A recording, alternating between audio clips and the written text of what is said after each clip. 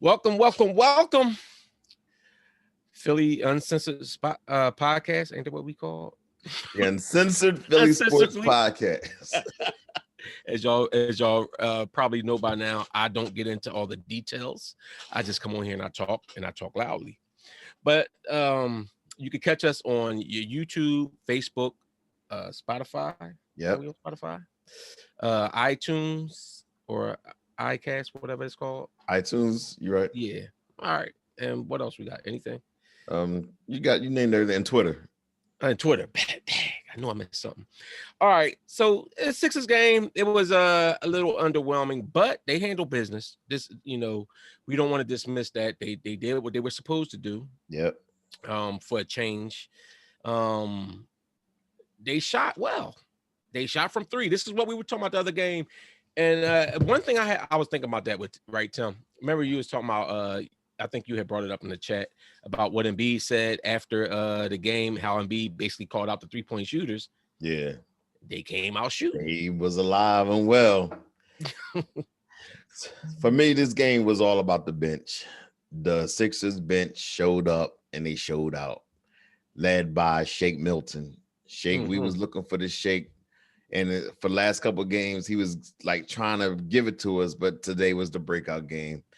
I think he finished maybe with 17, 18 points, but those key points that actually got the shit. No, Shake finished with 26. Oh, he's finished. Oh, my bad. Yeah, Shake put up 26. But them first 15, I think he had in the first half. Yeah. And he the one who carried us in the second quarter. That's when we just took off.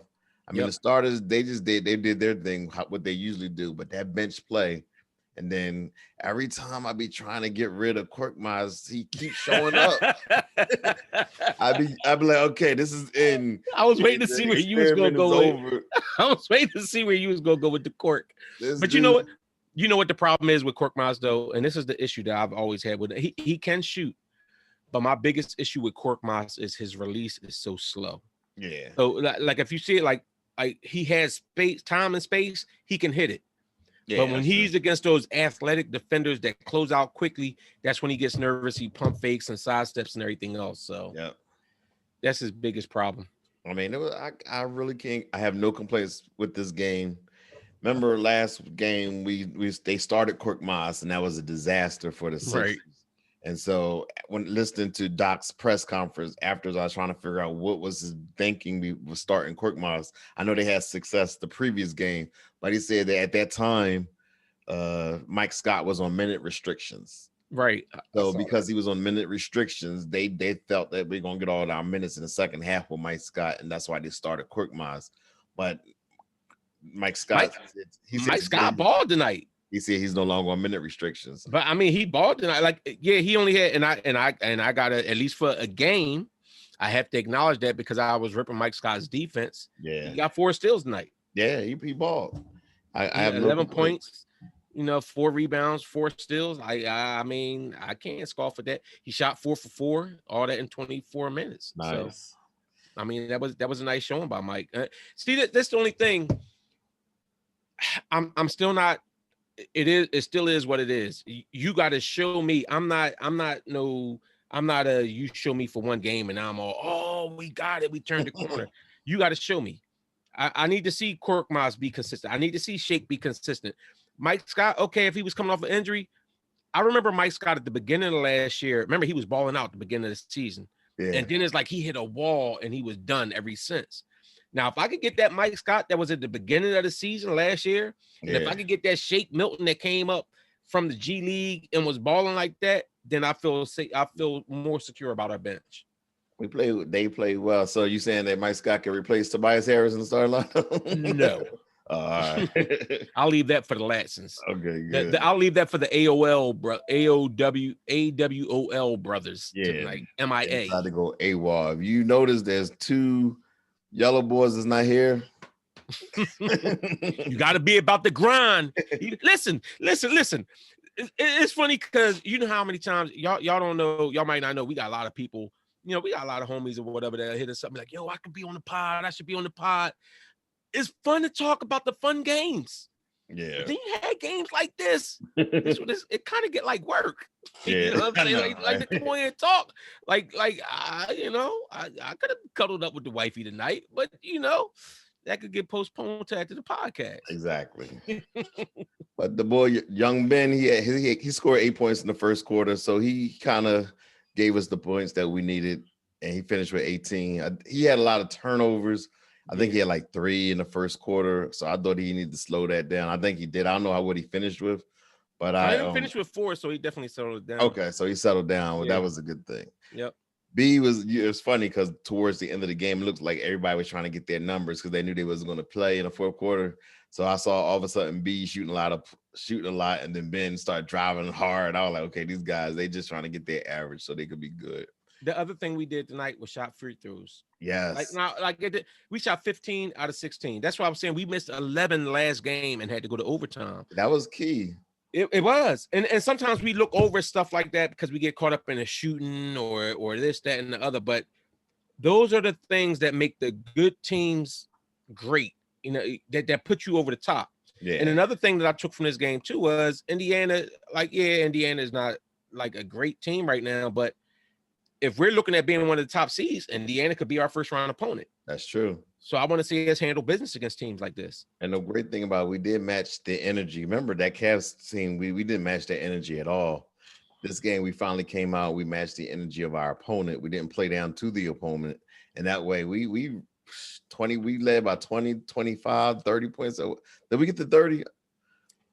We might have. I feel like we did. Yeah. I feel like we did. This is what you're supposed to do with an inferior opponent. You beat them into submission, and I loved it. Except I felt bad for the boy McDermott. He lost a tooth in the middle of the game.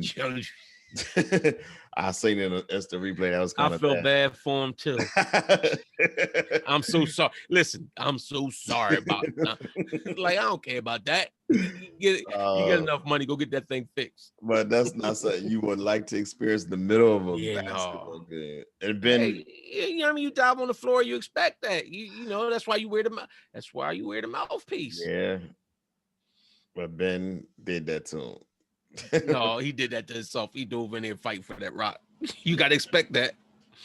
But no, man, it was a good game for the Sixers. This was a much needed game. Yeah. A little bit of me wonders how much of it. Now I still have a concern because I'm still concerned about Seth. I'm still concerned about Seth.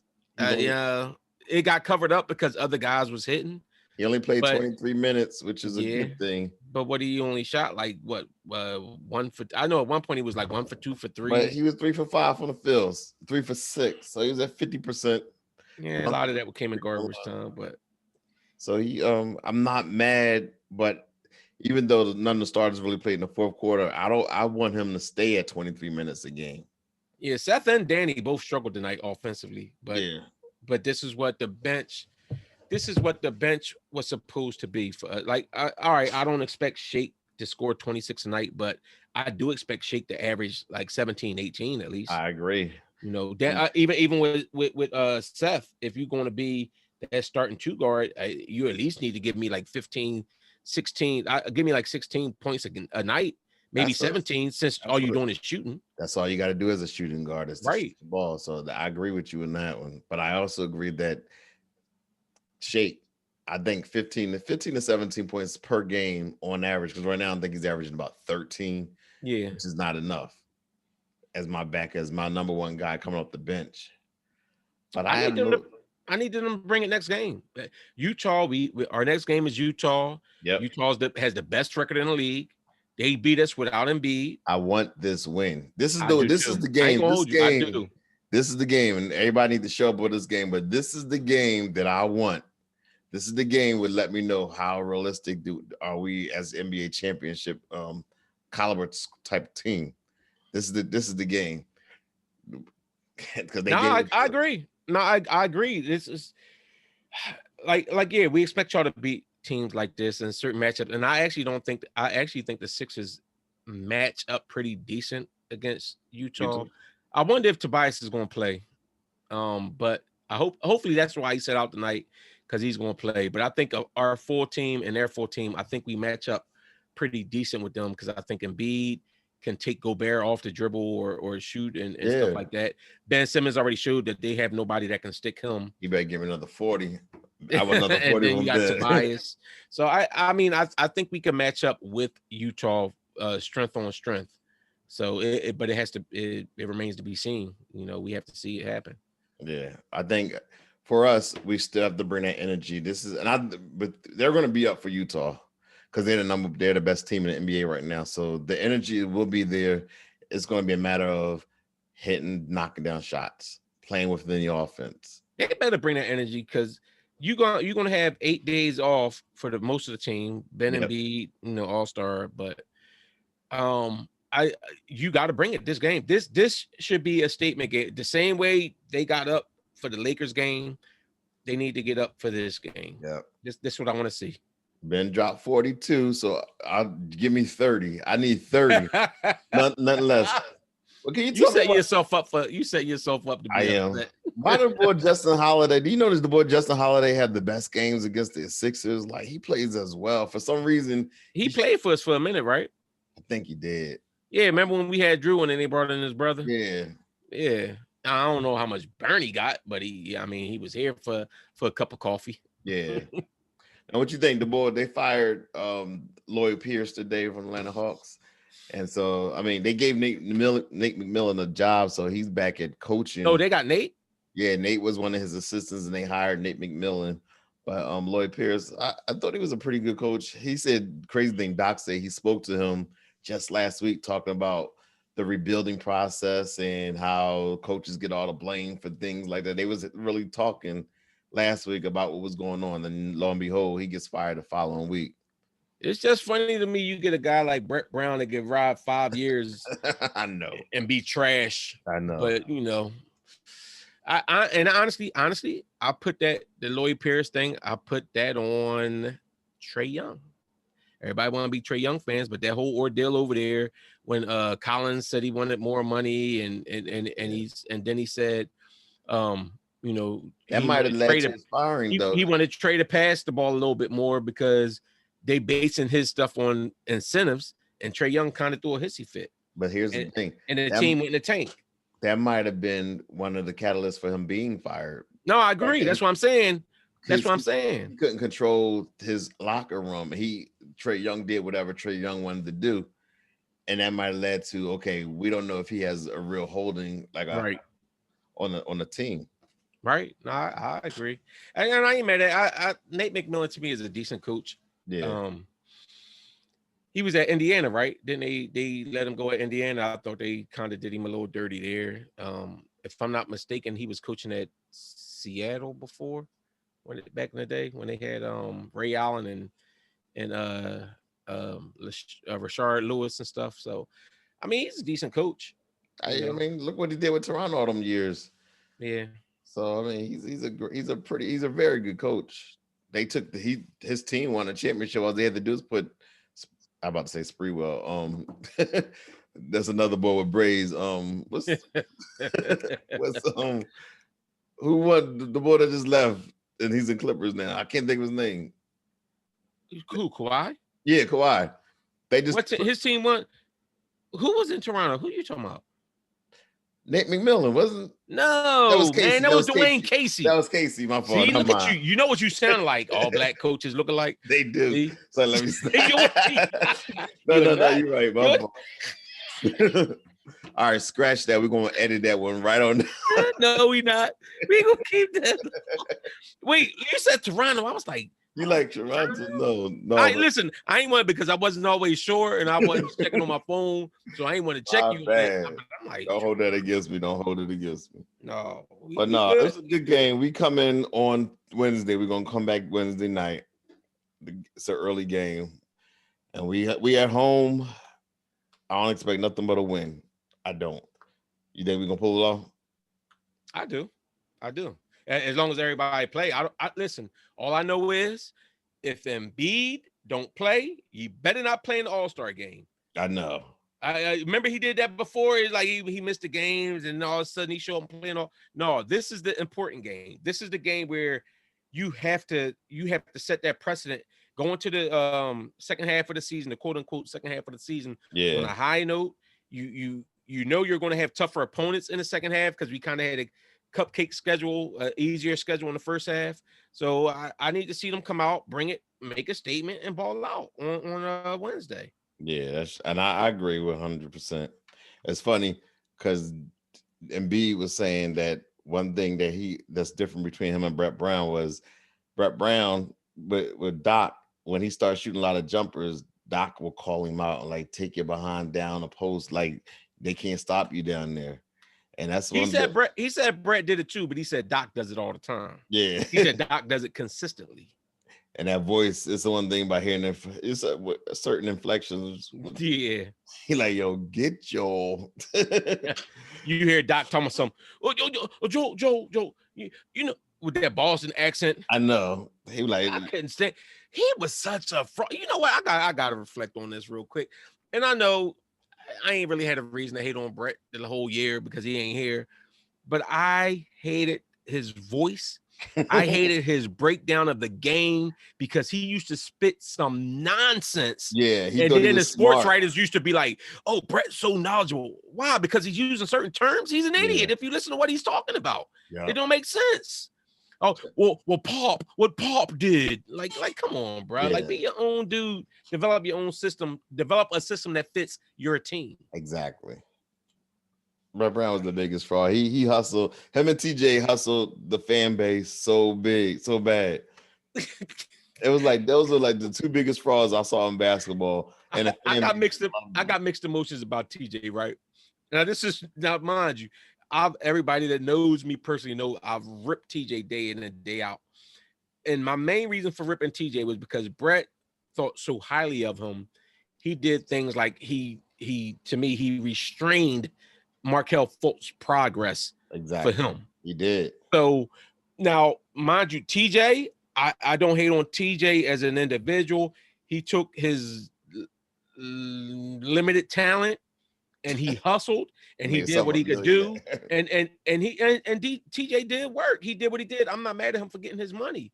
But when the Philly fans was all, TJ's the heart and soul of our team. Nah, that was Embiid. Yeah. TJ is strapping on defense. Nah, just because you slap the floor and you all hype and clapping your hands don't mean you playing defense. Yeah. But they love TJ McConnell. He brings the energy. Nah. He was Rocky. He was a mascot. That's what he was. He should have been Benjamin. Put him in the Benjamin uniform and let him do that. I agree. That's probably why Shake got off for 26 tonight. TJ was on him. He was cooking him the whole night.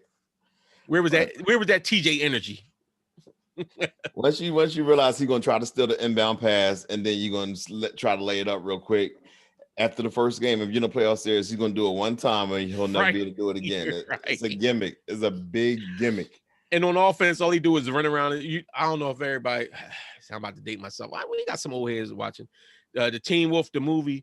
When Michael J. Fox would turn into Teen Wolf and he was just like running around, dribbling the ball all day, like dribbling around through it. That's TJ. He just run around, dribble, and then maybe shoot a shot. Like if somebody open up and they get tired of playing defense on him, let him shoot a little mid-range, close mid-range shot. I'm telling you, he hustled. But anyway, the Sixers, they beat 130-114. They came out, they handled business, they did what they were supposed to do. They beat a team under 500, and now they next moved on to the next opponent. I loved it. This was a wire-to-wire victory by the Sixers. Yeah, somebody was hating. But anyway, we'll be back on Wednesday night. So don't forget to like, comment, and subscribe. Don't forget to hit that notification button. And we are on iTunes, YouTube, Facebook, Twitter. We on the whole nine. You can find us. So we'll see y'all next. Hold up, Tim. Remember, we're in the works. We've had some people call out saying they want us to go live after the games. We actually do go live, but then it's recorded. But what we're looking at doing is possibly in the very near future where we're going to stream live on YouTube following the games. That way, everybody could get the comments and we interact with you guys. Exactly. All right, so we're looking forward to that. We'll see y'all on Wednesday. We out. Peace. Thanks for the love.